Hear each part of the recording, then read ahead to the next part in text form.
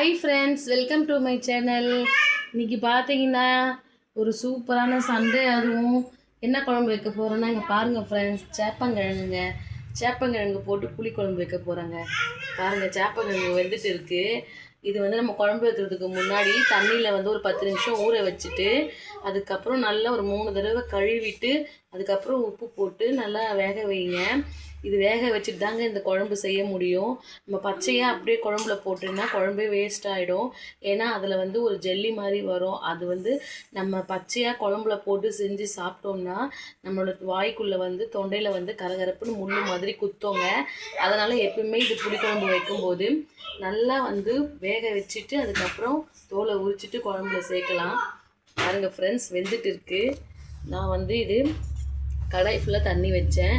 பாருங்கள் எந்த அளவுக்கு வெந்திருக்குன்னா, இதை வந்து நீங்கள் ஒரு பாருங்கள், கத்தியில் வந்து குத்தி பார்க்குறீங்க பாருங்கள், ஃபுல்லுமே நல்லா உள்ளே போகிறது பாருங்கள். அந்த அளவுக்கு நல்லா கொலன்னு வேகணுங்க. இதை வந்து பாதி அளவோ இல்லை முக்கால்வாசியெல்லாம் வேக வச்சிங்கன்னா அதில் இருக்கிற அந்த முள் மாதிரி குத்தும் சொன்னோம் பார்த்தீங்களா, அது வந்து அப்படியே இருக்கும். குழம்புல போட்டாலுமே சாப்பிட்டாலும் வாய்க்குள்ளே அது மாதிரி தான் இருக்கும். அதனால் இது நல்லா இன்னும் கொலன்னு வேகணுங்க. வெந்த பிறகு அதுக்கப்புறம் ஆற வச்சு தோலை உரித்து குழம்புல செய்ய போகிறேன். பாருங்கள் ஃப்ரெண்ட்ஸ், எப்படி செய்யலாம் பார்க்கலாம். இது நல்லா வெந்துடுச்சு.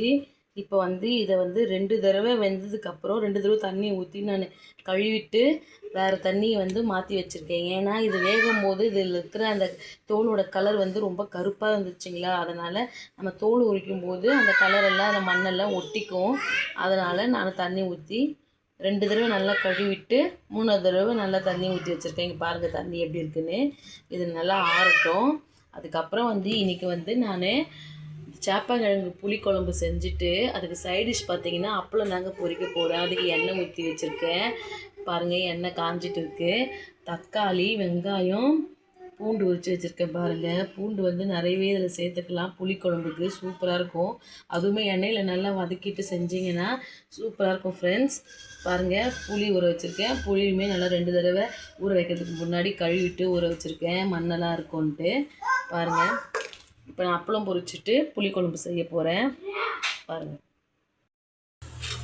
பாருங்கள் ஃப்ரெண்ட்ஸ், நல்லா வந்து பூண்டு பாருங்கள் தாளிச்சாச்சு. பூண்டு பாருங்கள் நல்லா ப்ரௌன் கலரில் வர வரைக்கும் நல்லா நீங்கள் தாளித்து அதுக்கப்புறம் குழம்பு செஞ்சிங்கன்னா சூப்பராக இருக்கும். பூண்டு விரும்பி சாப்பிடாதவங்க கூட விரும்பி சாப்பிடுவாங்க. பாருங்கள், பச்சையாக இருந்துச்சுன்னா குழம்புல நிறைய பேர் எடுத்து வச்சுருவாங்க அதை ஓரமாக. நீங்கள் இந்த மாதிரி நல்லா பாருங்கள், முந்திரி பருப்பு மாதிரி இருக்குது பாருங்கள், நல்லா ப்ரௌன் கலரில் நல்லா ஃப்ரை பண்ணிவிட்டு அதுக்கப்புறம் வெங்காயம் போடுங்க. பாருங்கள், இப்போ நம்ம வெங்காயம் சேர்த்துக்கலாம்.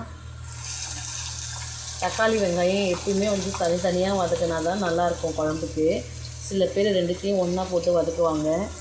அப்படி பண்ணிங்கன்னா வெங்காயம் வந்து வதங்காது, சரியாக வதங்காது, பச்சையாக இருக்கும். இப்போ பாருங்கள், வெங்காயம் தக்காளி வதக்கி எடுத்துக்கலாம். பாருங்கள் ஃப்ரெண்ட்ஸ், குழம்பு வந்து நல்லா தாளித்து விட்டுட்டேங்க. பாருங்கள், புளியெல்லாம் நல்லா நிறைய கரைச்சி ஊற்றி வச்சுருக்கேன்.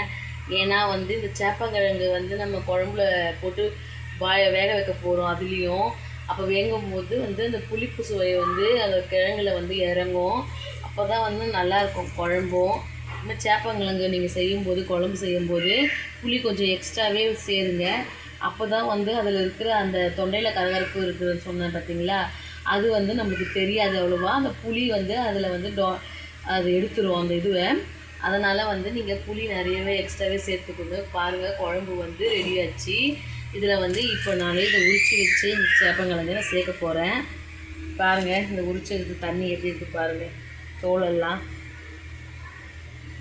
பாருங்கள். இப்போ வந்து இதை நம்ம முழுசாகவே சேர்த்துக்கலாம். ஏன்னா நான் கட் பண்ணி சேர்க்கக்கூடாது. கட் பண்ணேன்னா ரொம்ப குழப்பாக ஆகிடும். குழம்பும் வந்து ரொம்ப வழவழன்னு ஆகிடும் குழம்பு. அதனால் முழுசாகவே சேர்த்துக்கோங்க. இப்போ வந்து குழம்பு ஒரு 5 நிமிஷம் கொஞ்சம் கொதிக்கிட்டோம். அதுக்கப்புறம் இதை சேர்த்துக்கலாம். பாருங்கள்,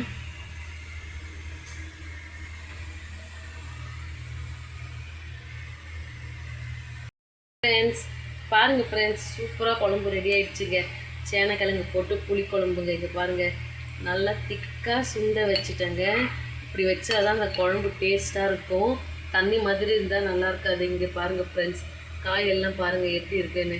சூப்பராக இருக்குங்க. நீங்களும் இந்த மாதிரி வீட்டில் ட்ரை பண்ணி பாருங்கள். உங்களுக்கு வந்து சேனக்கிழங்கு புளிக்குழம்பு பிடிச்சிருந்ததுன்னா என்னோடய சேனலை வந்து சப்ஸ்கிரைப் பண்ணுங்கள் ஃப்ரெண்ட்ஸ், லைக் பண்ணுங்கள் ஃப்ரெண்ட்ஸ், என்னோடய சேனலுக்கு சப்போர்ட் பண்ணுங்கள் ஃப்ரெண்ட்ஸ். பாருங்கள், புளிக்குழம்பு, சேனக்கிழங்கு புளிக்குழம்பு, வெள்ளை சாதம், அப்புறம் பொரிச்சு வச்சுருக்கேன். இன்றைக்கி இதாங்க எங்கள் வீட்டு சண்டே ஸ்பெஷலுங்க. உங்கள் வீட்டில் நீங்கள் என்ன ஸ்பெஷல் செஞ்சீங்கன்ட்டு கமெண்ட்ஸில் சொல்லுங்கள் ஃப்ரெண்ட்ஸ். ப்ளீஸ் ஃப்ரெண்ட்ஸ், என்னோடய சேனலுக்கு ஆதரவு கொடுங்க ஃப்ரெண்ட்ஸ். Thank you, bye bye.